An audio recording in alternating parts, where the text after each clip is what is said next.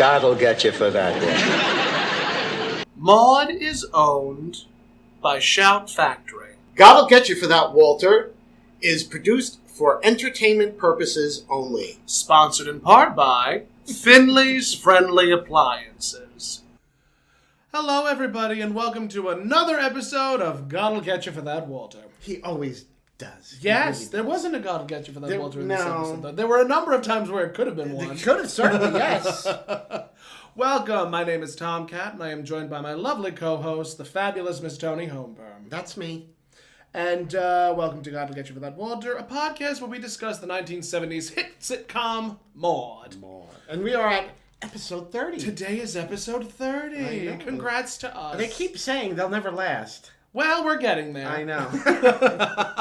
I don't know who is saying that either. I could think of a few people. I can think of one or two off the top of my head.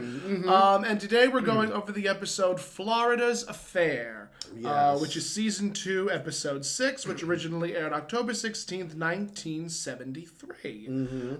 This episode was directed by Hal Cooper and written by Alan J. Levitt. Norman Lear and Bob Weisskopf was the story editor.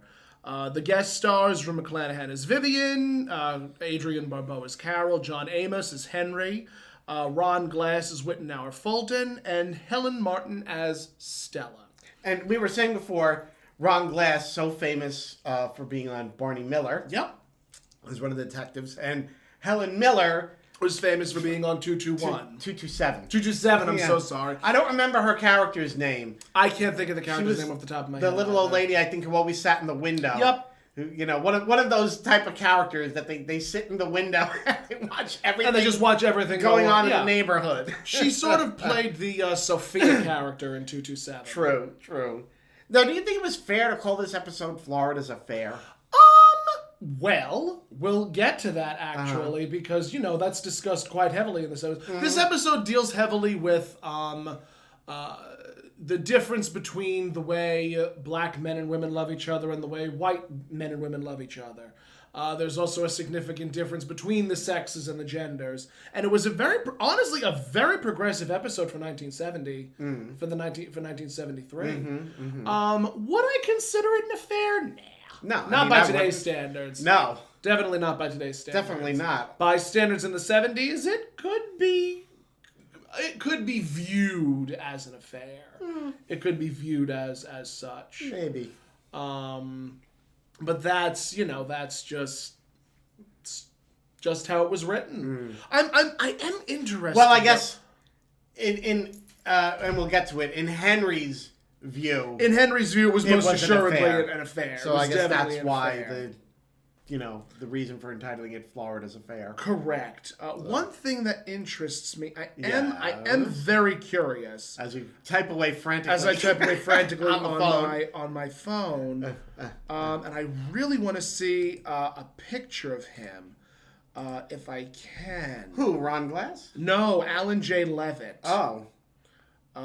Because if I can find, because I'm always interested, you know, in today's world of media, like you would expect an episode that has a very black heavy, if it was a very black heavy episode, that it would be written by a black writer. I don't think with a name like Alan Levitt, the guy was black. You'd be very surprised. Well, all right. But I mean, to that point. Like, in today's day and age, you're going to have, like, especially in the voiceover world, you're going to have black characters voiced by black actors. Sure, yes. And you're going to have, you know, gay characters voiced by gay actors. And it's very interesting to see that, because years ago, it was just the person wrote it.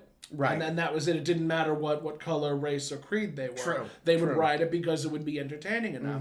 So I was just interested to know if Alan J. Levitt, which, you know, it very possible could be a white person. I would say it's probably a fairly good bet. That probably the writers, especially back then, were predominantly white. White cis men. Yes. Yes. You know, it's funny you bring that up about in the past. You know ethnic appropriation, especially in voiceovers and things like that. I was just hearing recently about remember the Short Circuit movies. how like Fisher Stevens, who was a white actor, was playing the Indian character. Yes. And they put him in brown face and everything, and he did like the Indian accent. Yeah. And he was saying how, when he looks back now and he's like, like it's something that, he definitely wouldn't do today. 100%. Yeah. I mean, I was so I'm a big fan of Disney. We all know this. Mm-hmm. The actress Lucille Laverne, who played the evil queen. Mm-hmm. She played the evil queen and she played the old hag. Mm-hmm. She was actually very famous for doing not only the evil queen from Snow White. She was also a crooner. She also did blackface years ago, like when she started in her career, because that was the in thing to do. Mm-hmm. I'm actually in the process of reading Sophie Tucker's autobiography, and she was told that if she wanted to be famous, that she would have to do blackface, and she just completely and totally did not want to do that. So she made her career off of dirty jokes and being this sort of bawdy, raunchy type of female type that just did not exist in the 20s and 30s. Right. So it's just interesting the evolution of that. But it's interesting. It's interesting the evolution in media. Yes. So let's get into the episode. Yes, let's get into the episode because we can have digress. that conversation for years. And again, we can only speak from a queer white perspective. We cannot speak from a black perspective in any way, shape, or form. So the episode opens with Florida on the phone, frantically talking to Henry and pleading with him to please come and save her. Yeah. Because there's obviously something insidious going on in the Findlay residence. Right. Aside from the furnace not working. Which is definitely a point. And Henry ends up hanging up on her. And she's like, men. Yes, if men knew what women knew about men wouldn't know what to do with themselves. Exactly. Very true. And it's very true. Very true. Straight men. Anyway. Correct. So at that point, we end up finding out that Stella, played by Helen Martin, was actually the Harmon's housekeeper. Oh, okay. Well, at that point, it would just be the Harmon. Yeah, the Harmon. Well, Arthur Harmon. Arthur's maid. Yes. And that's who she calls. After Henry hangs up on her, she calls Stella. Because she feels she's not safe. Yes. And she said something about being a girl, and Stella on the other end was like, "What girl are you talking about?" Yes. And Florida goes, "What do you mean, girl? I mean me." Yeah. And it's at that point that Ron Glass comes in, and he's Wittenauer comes in with eyes for Florida. Wittenauer Fulton. Foxy Mama. Calling her a foxy mama. Yeah. You know what? I have to say, I would say it's really, the writer you were trying to look up had to have been white. Because this was like dialogue, what a white person at that time would think would be how a black person would be talking. Because it was very, like, stereotypical, jive talk. Yes. Like, which we've seen before in media at that time. How white people would perceive how white people would perceive a person of color would be talking. And that's fair. You make a valid point. Honestly. I like giving people the benefit of the doubt. Yes, I'm not giving them the doubt. I mean, again, this was 1970. It was 1973. So, yes. And Fulton he's working on the furnace. That's another thing going on in this episode. Everybody's freezing. Everybody is very cold. Because the furnace is not working, and Fulton's there to fix it. Yep. And he's he's trying to fix the furnace. And also trying to fix Florida. And trying to warm up Florida. Correct. At the same time. If he was my plumber, I would be really annoyed that I'm waiting for him to fix the furnace, and he's making eyes at your housekeeper. Eyes at the housekeeper. Yeah, I mean, really, get to work, fix that furnace. So Florida points out that she's at least 8 years older than him. I have to say, he was a little scruffy in this episode, but Ron Glass, when he was on Barney Miller, was so dashing. I mean, even in this episode with all of his, he still I hated carried that himself. beard he had. I didn't mind it. I didn't like it. But that's It was also too because scruffy. I don't like a scruffy beard like that. I don't mind scruff. I always think about how does that person eat soup with a beard like that, you know? And I'm just like, no, sorry. I mean, you know, I like a beard to be trimmed. As someone who has a father that has relatively long hair, you know, you see your father eat his own hair a number of times just because it gets in his face all the time. Goodness. But yes, Ron Glass is a very, very attractive gentleman. Yes. And They do point that out in the episode. They do point that out. And he's trying to charm Florida. He's saying she's like a fine wine. Yep. And what is she? She said that he's talking about fine wine, but he's really thinking about a bottle of beer and whoop-de-doo. A bottle of beer and whoop-de-doo. Yeah. Yep. Yeah, which not far off. Not far off, not at all. I think she was pretty accurate in that. So at that point, Walter calls to Fulton. Yes, he's calling Fulton. And calls out to him, and he, you know, Walter is in the living room, and Wittenauer goes in, to which Walter says, Maude says that it's going to be another $600 to fix the furnace. Right, yeah. And I think that was when Wittenauer says, yep, that's how it's going to work. Yeah. So, I believe at that point, Wittenauer leaves, Maude comes downstairs, and Walter calls Wittenauer a con artist. Yes, but before that, they were talking about they're going to see Jesus Christ Superstar. That's right, they're going to see Jesus Christ Superstar. Walter is complaining Maude is taking so long that by the time they actually go to see it, that Jesus Christ Superstar will have already risen. By the time they get to the movie. So, I appreciate religious humor like that. Me too. All right, so then Maude is saying he can't call him a con artist because he's black. He's black. He's black. She whispered. He's black. And that's when Walter does the thing. Mr. Fulton, did you know you're black? You're black, Mr. Fulton. Yes. And Maude starts hitting him with a pillow. Yes. And then there's a loud noise. From the kitchen. There's a loud clang. And because Fulton was in there still with Florida. And we don't know what he was doing, but there's a loud racket. And then Florida comes out, and Maude wants to know what was all that about. And she says that the cake fell. And she's obviously annoyed. Yes. She's angry. You can tell Florida was very annoyed. Mm-hmm. And Fulton comes out and he's limping. Rude. Yeah. Rude. He called Florida rude. Rude. So I think we had an idea of where the racket occurred. Correct. On Mr. Fulton's body by his limp. Yep.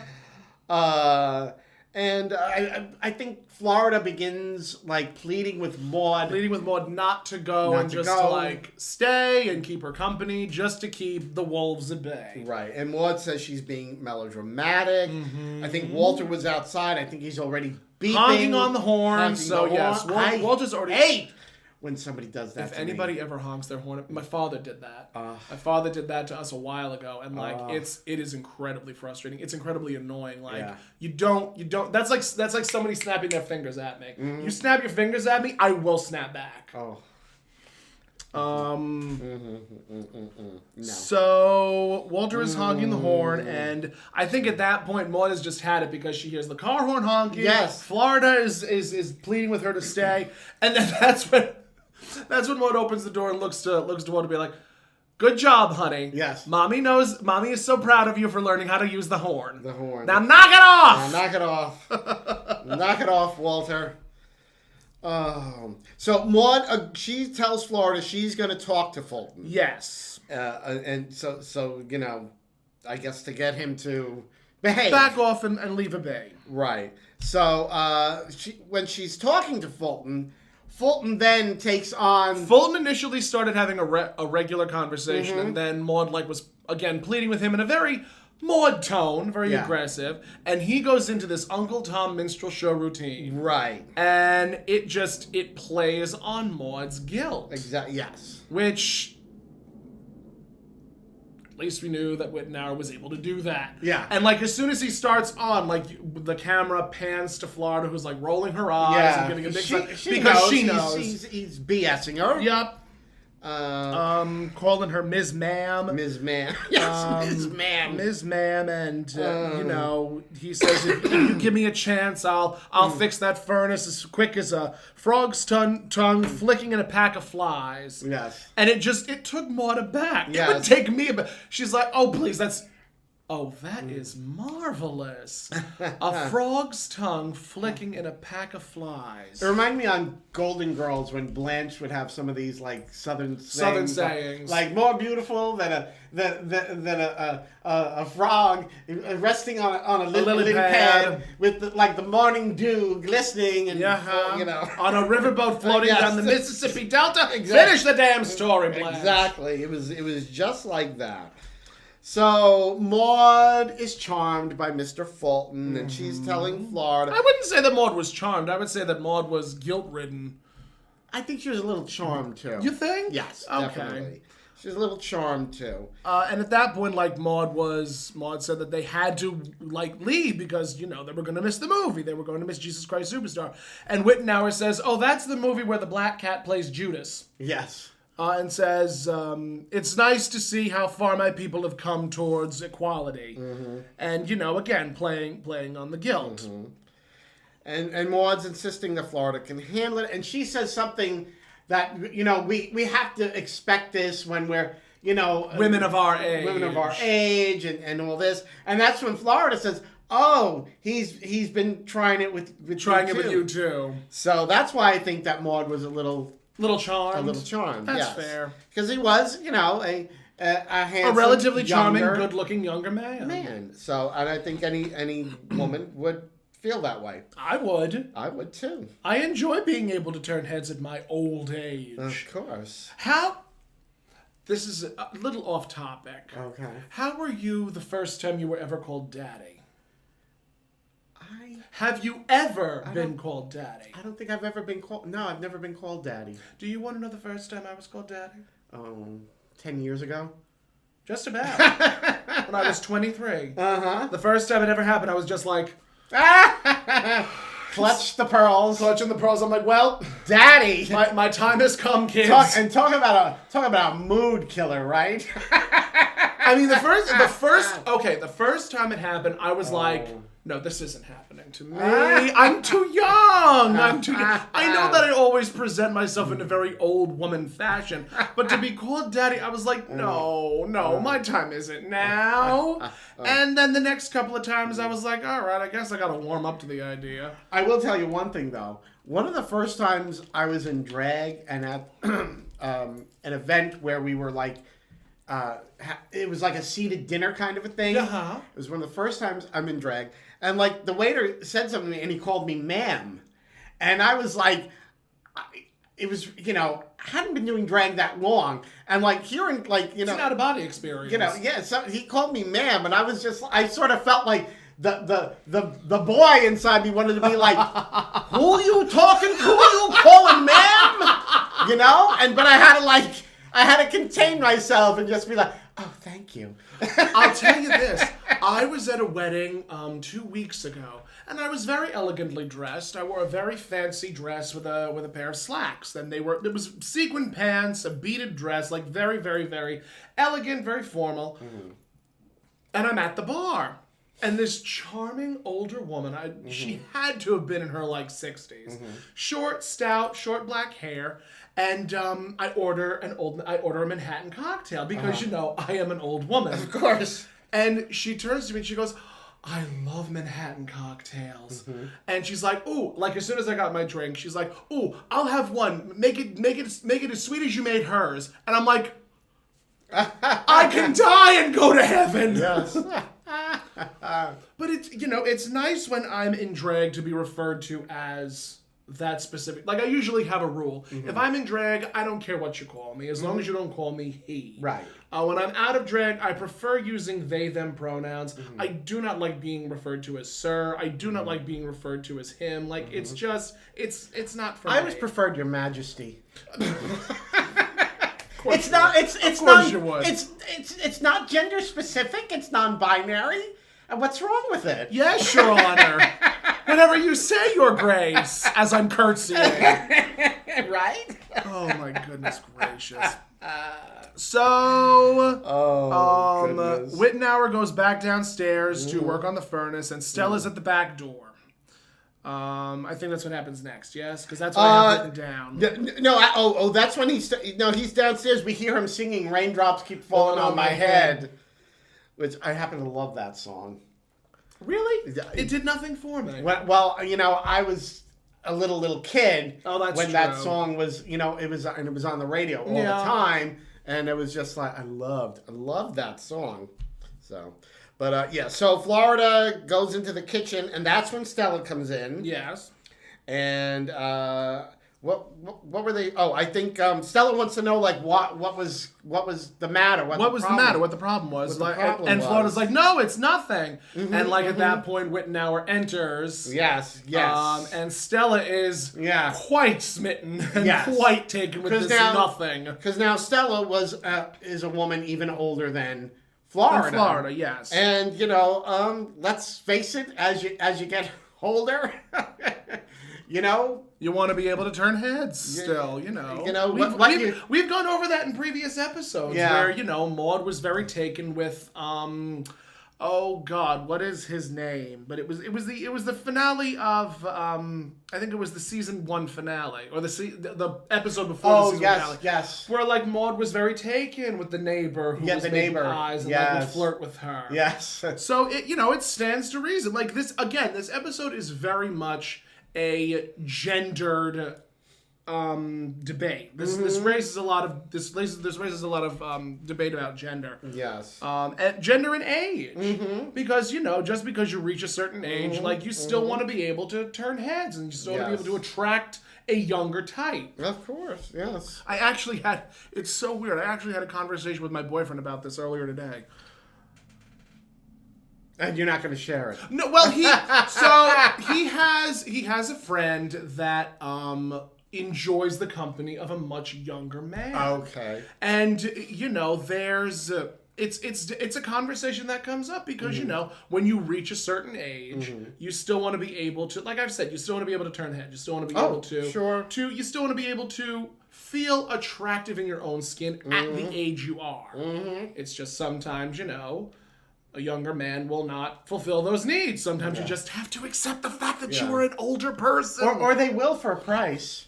Or they... I'm just pointing it out. Listen, granny porn, it's a real thing. Yeah, it's a real thing. Where do you think the term sugar daddy or sugar mama comes from? Let's face it. And cougar. Cougar's another term. Yes. As a matter of fact, there's an episode much later on where Mrs. Naugatuck and her husband or her boyfriend were making overtures with each other, and Bert Beasley is the name of the character, and in that episode, Maude invites them to move into the apartment above the garage.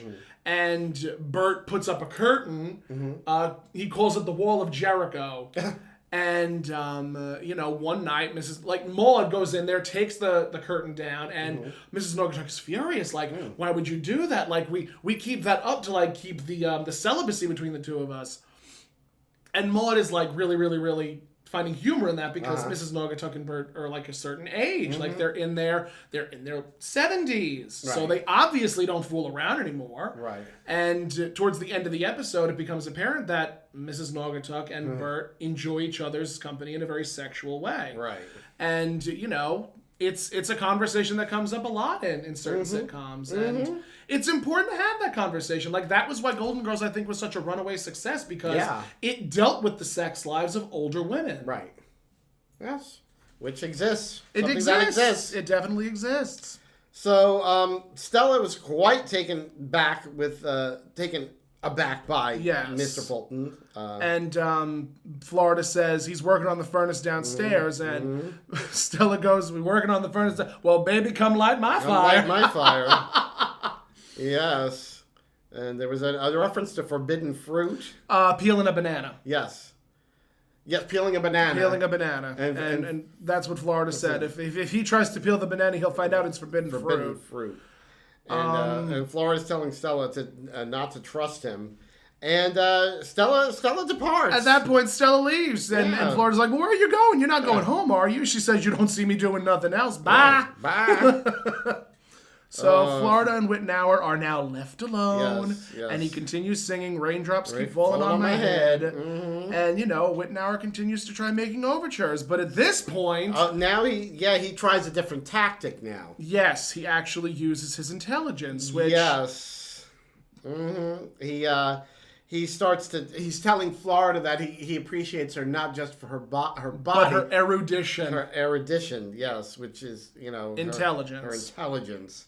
And she even throws in a "Stop jiving me." Yes, literally. She actually says that. Stop jiving me. That, yes. And he says something about his two younger brothers, saying that his daddy worked on the railroad, and how his sister's name was Long Jane. Yes. And how his brother's name was Ingersoll. You got to shake him to make him work. Yes. Didn't get that. I don't know. I don't get that. We'd have to research that. That's a research joke. Yeah, but it's something to do with the railroad. And that's when Fulton, he pulls out his little transistor radio. Yep. And starts playing some music. Yeah.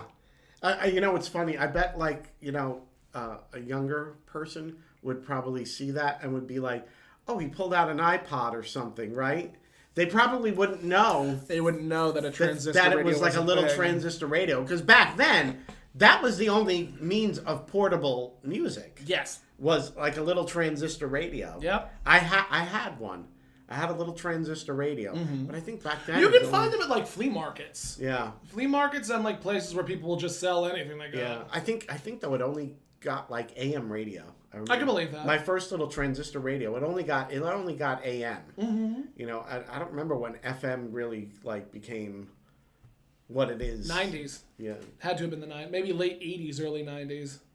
I think it might have been. I think it was definitely late 70s. Late 70s. Okay. Late 70s. That's when I remember. I had a big stereo system in my room. Yeah. And that's when I started listening to FM radio. Okay. So. They don't teach these things in books. No, they don't. This is like Lost. But it's funny that when I saw him pull out that little transistor radio and playing it, I'm like, kids today would probably think that's an iPad. It's an iPod or something like that. Well, even iPods are not even. Does anybody even have an iPod anymore? Does anyone still use an iPod? Does anyone really know what time it is? No. Does anyone really care? So he's playing his music.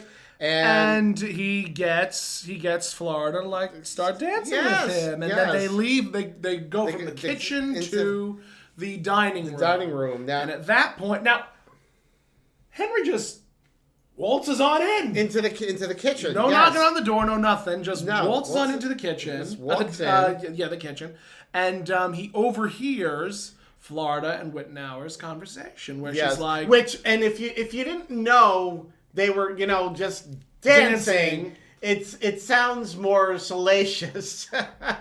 Which was intentional. Than it was. I'm sure that was completely and totally intentional. Of course, totally.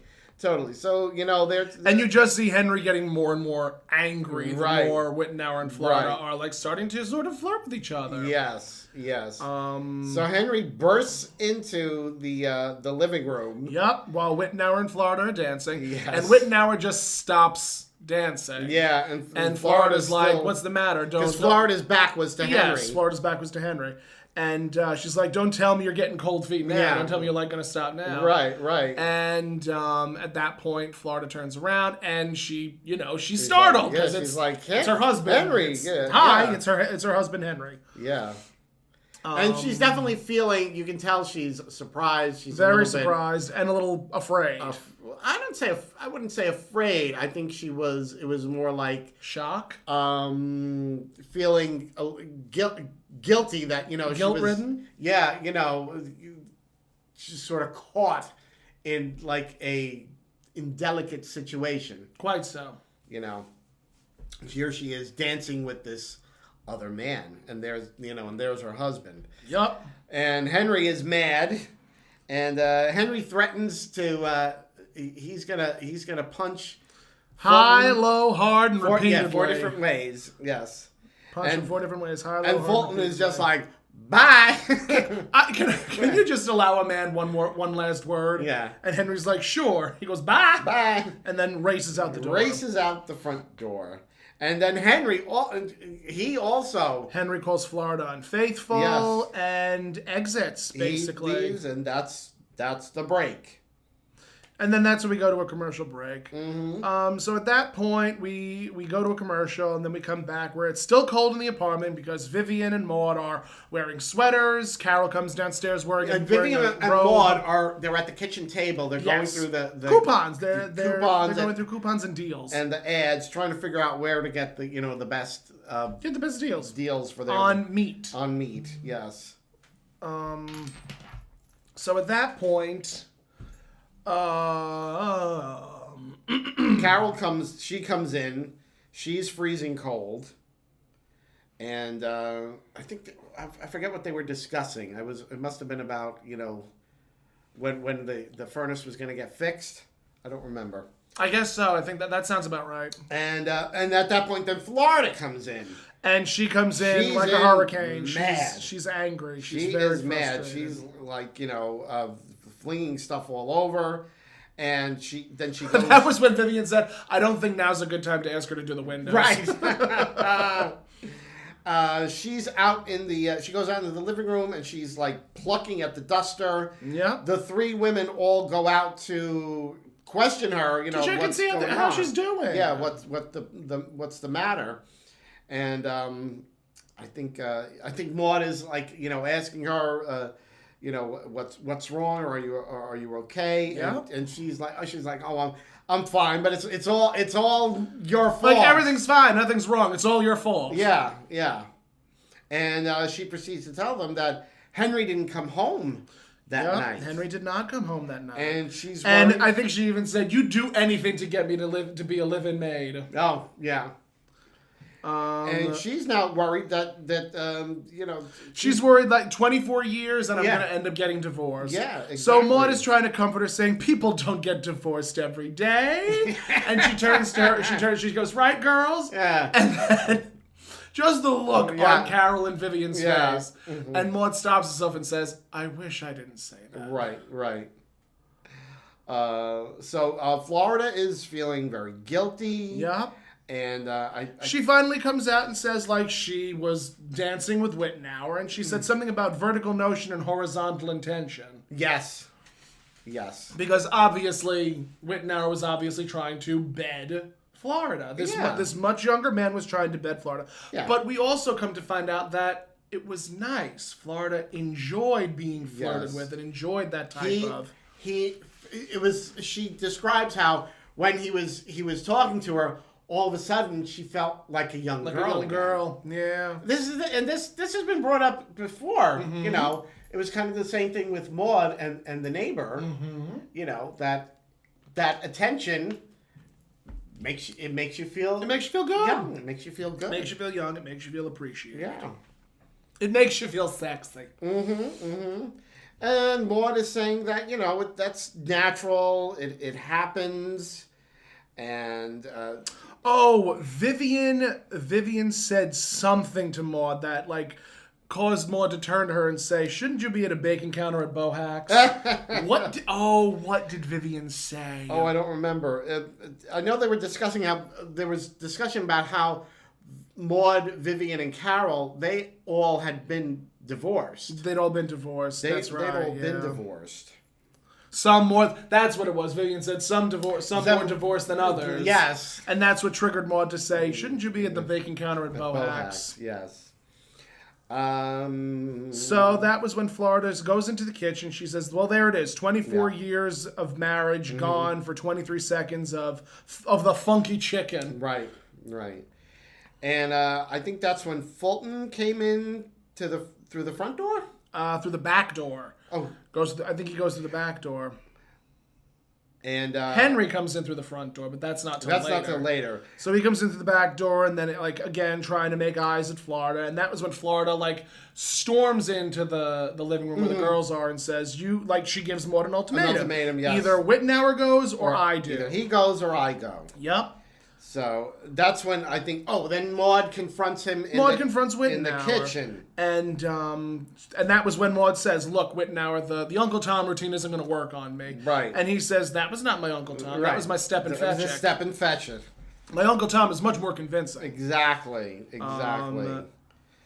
And she's telling Fulton Wittenauer he's got to go, but that's when Arthur and Walter come in through the back door into the kitchen. Yep. And they've been jogging. That's the 70s is when jogging took off as a trend. Well, I mean, did you see the suits they were wearing? The jogging suits. I also appreciated the fact that they were pretty consistent because Arthur always wore a blue tracksuit and Walter always wore a red one or a burgundy one. Oh, okay. Well, that's good to know. I mean, it's always nice when the costume department keeps it consistent. Oh, and when Maude was trying to fire Wittenauer, he was saying something about she's going to have a problem with the minority. Yes, with the minority. And Maude said something to the effect of, "You're not talking about... Oh, look, this has absolutely nothing to do with you being black." Right. And he says, "Oh, it has nothing to do with me being black. It has everything to do with the union local, yes, the plumbers union local the plumbers number." Union, yes. He read off some number. Yeah, I was always fascinated by the numbers that were put plumbers on. Local 403. That's what I have. Plumbers Local 403. Plumbers Local 403. And so that's when Arthur and Walter come in. Yep. And Maude is explaining to Walter that she wants him out of there. Yep. And Arthur doesn't. Walter doesn't want to. He doesn't want to. He wants him to stay. He wants him to finish. Yep. And Arthur's saying how you can't fire him. It's like everybody. All the plumbers are like booked for weeks. Yes. All this stuff. It was very madcap. It was very madcap in that moment.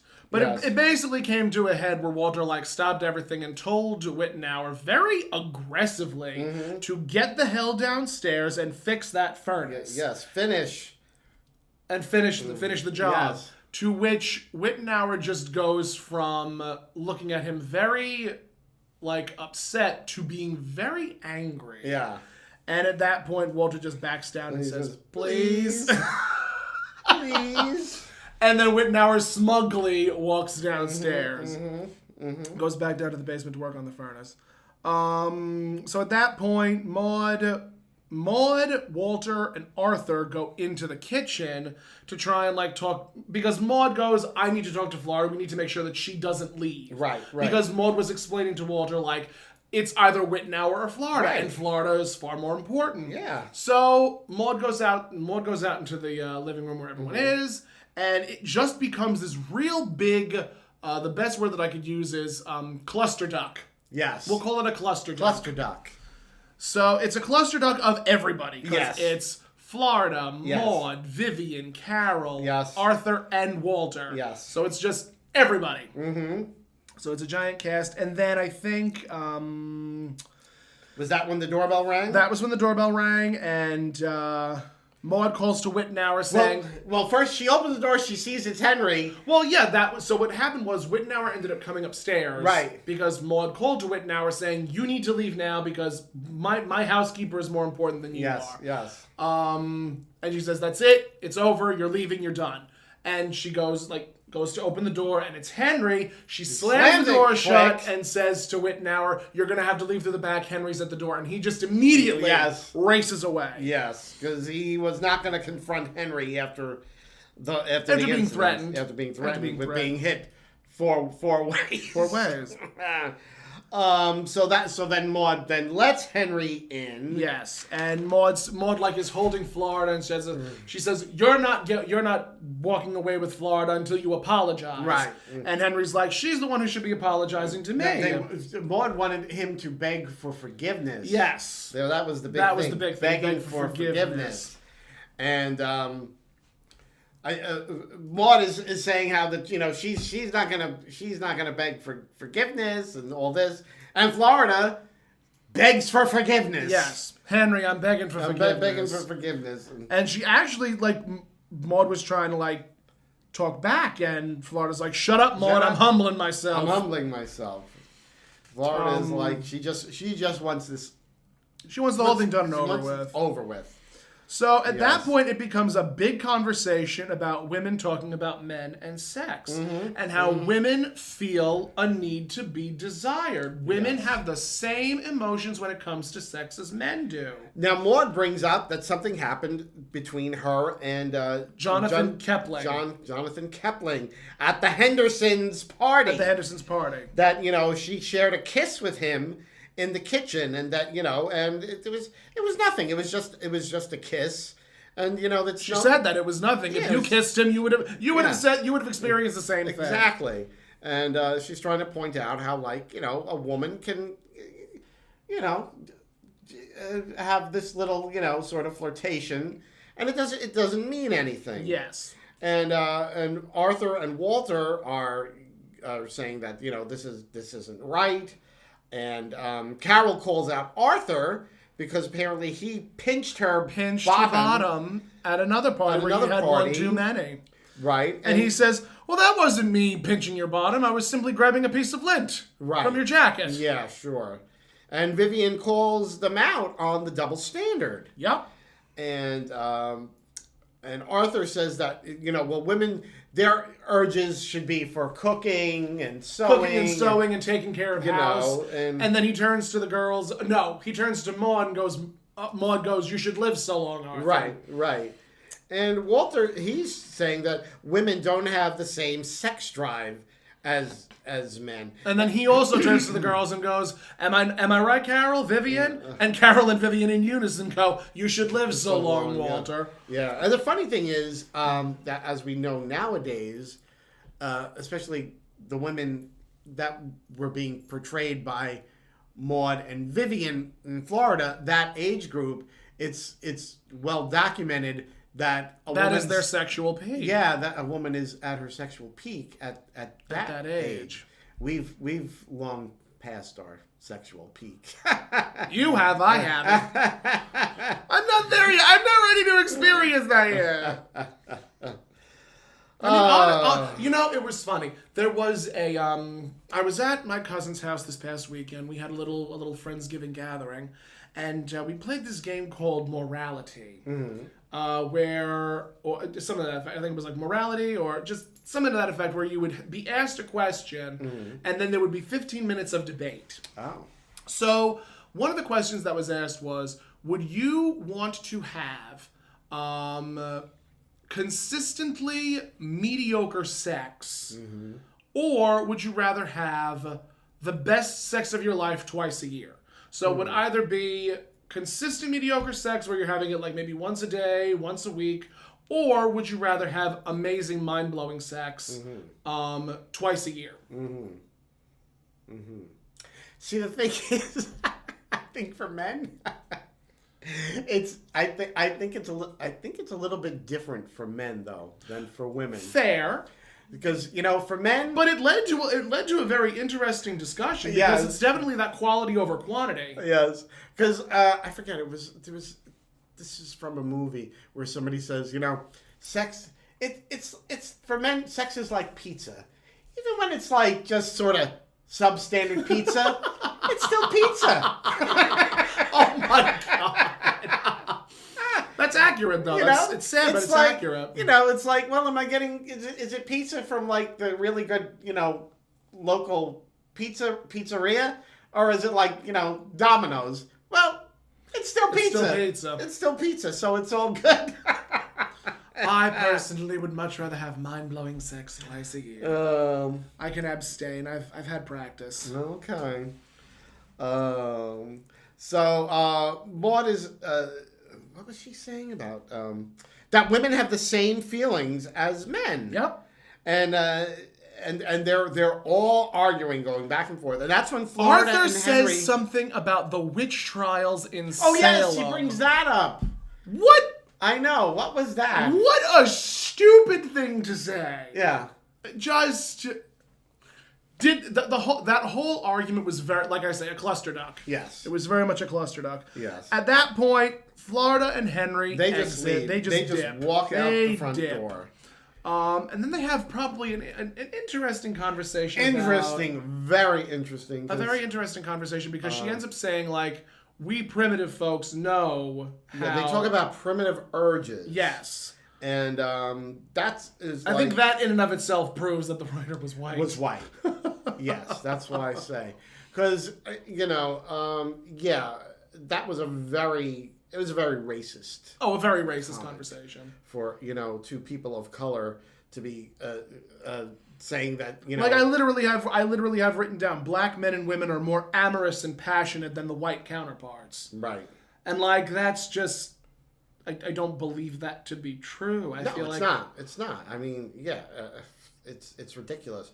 But yeah, that was a very racist statement. I don't know if maybe if you want to look at it as there's no way to look at it. There's no other way to look at it other than it was a bit of a racist moment. Very problematic moment in the episode. Yeah. Although I don't know. I don't really know what to comment about that. Honestly, there's nothing we can say about it because we only have. We know it was racist. Yes, it was very racist. But they were discussing how that. I guess they were trying to point out that even though their urges were looked on as being more primitive, but they were so much for them being the primitive ones because. The rest of them, they're all in there and they're still arguing. And they had, Florida and Henry had resolved it is the juxtaposition between, sex and gender and race and sex and gender and race and gender. And, the conversations that I've seen and the posts that I've seen is that, you'll always see people who are just like, oh, well, black people are more homophobic than white people. You'll see things like there's colorism in the black community, which if you ask a black person if there is colorism in the black community, they will say, yes, there is. There is a colorism problem. And when I say colorism, I mean a lighter-skinned black person will be more desirable than a darker-skinned black person. And it's just, that's a problem that I feel needs to be addressed by that specific group because I feel like us having that conversation it's a non sequitur. Yes, it's non sequitur. Yeah, but I've watched a lot documentaries and things where people of color were saying how I remember one someone was talking about that the person that they married their parents weren't happy that they were marrying this person because they felt their skin was too dark. They wanted them to marry someone who was lighter skinned. My personal favorite are the white mothers of black children or of I don't want to use the term mixed children, but a mixed child. Where they will go on tirades because they cannot style their child's hair. Like, I've seen posts like that. I've seen videos like that. And it's really disheartening because it's like you should love your child no matter what. Like, it doesn't matter what color they are. It doesn't matter what texture their hair is. It doesn't matter what sexuality they are. And it's like, come on. Go on YouTube. I'm sure there's plenty of videos that show you, like, what, because the texture of black hair is different than white hair, and like if you've ever seen that movie, I think it's called Good Hair. It's all about there's a lot of black actresses and celebrities where they're talking about things that they've gone through with dealing with their hair and hair issues and things like that, and it's very interesting. I'm of the mind that natural hair should be allowed everywhere, and that there should not be any penalization for having natural hair. It's just unfortunate that there is such an issue when it comes to being your most authentic self. Yeah. In any form, it doesn't matter whether you're black, whether you're white, whether you're Asian, whether you're Indian. You should be able to be yourself, and you should be able to express yourself in any which way you want. Yeah. And it's just interesting that this episode sort of calls into the sex and gender and race conversation because it is. I don't want to say that it's true that everyone experiences sex, gender, and race differently, but it's true. Everyone experiences sex, gender, and race differently. Very true. There are some people that are more intuitive. There are some people that are more open and accepting. And then there are some people that are just more closed-minded. And it's, it's unfortunate. It's unfortunate that there are so many closed-minded people because there is such a... That it is. There's such a wonderful joy. I'll tell you what. The first time I came out, it was a day or two after, and I had been going back and forth into the city for a couple of years. I want to say like maybe 2 or 3 years at that point. And I think it was like 2009. So at that point, I was already going back and forth into the city for about 3 years, and I had developed a very sturdy group of diverse friends. And there was one friend of mine that I was a little bit more closer with than I was with others, and she was black. And I remember telling my family about that, and they were, I don't think they were too pleased about it. But here's the kick in the ass. After I came out, I ended up getting a text message from I think either my mother or my father saying, or even it was in conversation, like, if you wanted to date the black girl, you could. And I'm like, what? Scoozy? So now it's like it's it was like, bargaining. It was bargaining. Yeah, it was the bargaining portion of grief. Yeah. Give me a break. It was denial. What was it? Denial, anger, bargaining, depression, and acceptance. Yeah. And they were in the bargaining phase of that stage. Yeah, they're like, oh, okay, you know what? They were in the bargaining phase. We would deal with you dating a woman of color just in lieu of you being a man. In lieu of you being gay. So okay, yeah, there's a lot to unpack there, kids. Oh my. But I've had black boyfriends. I've dated black men, and they're just as passionate and just as amorous as anybody else. Yeah. So it depends on the person. It depends on the person. Yes, definitely. I've always found as far as dating and relationships, it's how you get along with the person. All the other things are superfluous. BS. All the other things are superfluous and superficial, or things that you can find ways to deal with. Let's put it that way. So it's just interesting to see that sort of evolution because again, this was a show from 1973, and we're still having these discussions 50 years later. Yeah. Speaking about the hair, it still comes up. I mean, every once in a while I see things where like. You'll see like a person of color, where they have like, braids or dreads or things. And it's like they're getting like penalized because they're being like schools or athletic organizations. They're like expecting them to change their hair to fit into like a Caucasian mode, so to speak.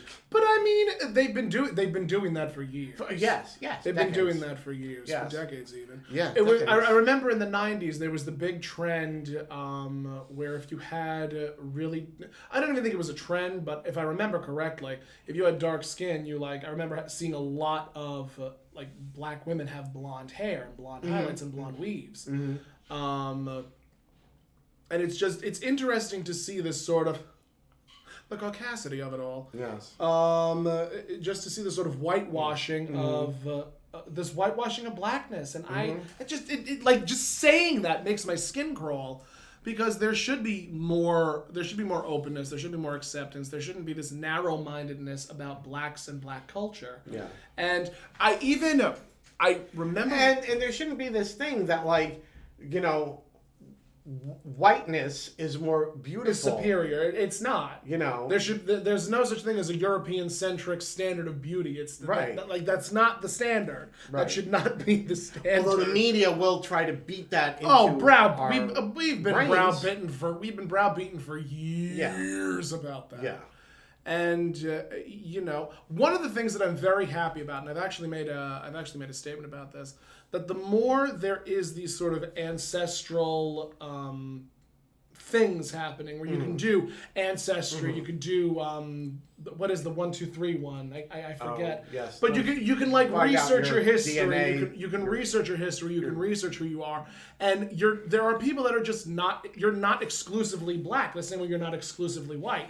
Like you're gonna find out that whether you're from Africa or whether you're from Haiti or from Mexico or from Spain, like you're diving into your history. You're diving into where you're from, and I think that's beautiful because it's giving people answers to who they really are. And the more I see that, the happier I am, because it's like, yes, I want people to educate themselves on who they are. I want there to be this sort of understanding, because, diving into your history was exclusively a white privilege, because, you were able to look back. You were able to look into when it comes to black people, you have, you don't know if those records were kept during the slave trade during the slave trades. Right. And it's just interesting as that evolution continues to find out where you came from. So I do not know how that I only know how that feels like from a white perspective. I do not know what that feels like from a black perspective. Of course. But I do feel like it should be more easily attainable. I do not feel like there should be such a high price tag on figuring out where you came from. But I'm prattling on. I'm prattling on. So we leave them, and then we come back the next day where Florida is all smiles. Henry and Florida have made up. Right. They're in the living room. It's there in the living room. Maude is I think reading the paper. She asked Florida how her evening was, and they obviously made up. Yes. And they had a wonderful night of whooping. Florida asks, "Oh, it's nice and warm in here. Like what happened to Whitnauer?" Yeah. And Maude goes, "Well," because I think Florida says, "I hope the next person you have to work on the furnace is cuter than Whitnauer or more handsome than Whitnauer," something to that effect." And Maude's like, "Oh, he makes Whitnauer look like a sack of dog food."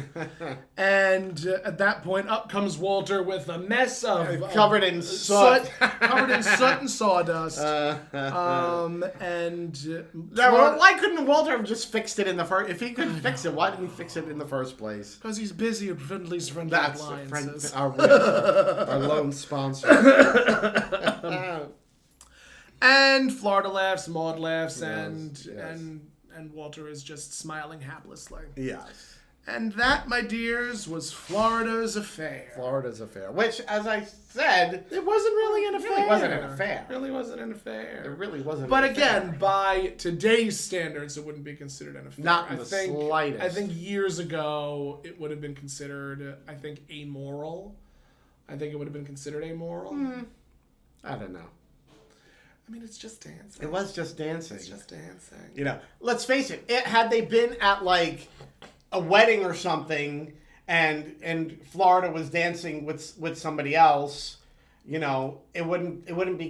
There wouldn't be nothing really to think about. True. I mean, because a lot of times when you have a social event, you may dance with somebody who's not your spouse or partner or whatever, just because somebody's like, "Oh, I love this song. Come dance with me," and and your significant other is engaged in conversation or something. Or true, very true.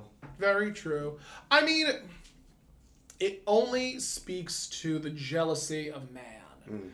If you are a husband and you covet your wife so desperately, you will get jealous at the notion even of her dancing with somebody else.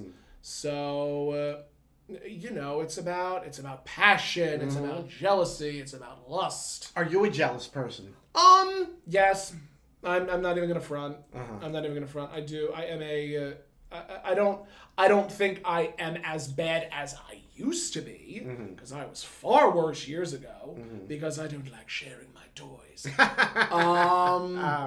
But as I've gotten older, and a lot of it has to do with just conversating with your partner.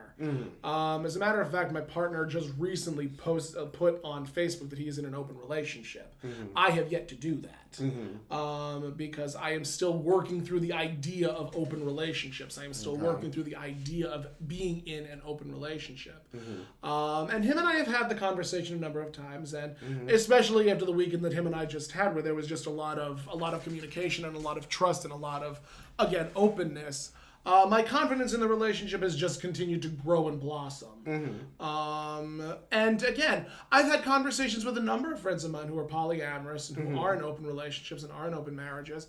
And a lot of it just comes down to having the conversation and being open to having the conversation. Right. Because if you're constantly closed to anything, you're not going to be able to listen to your partner. True. And, I feel that honesty, trust, and communication are the backbone of any good relationship.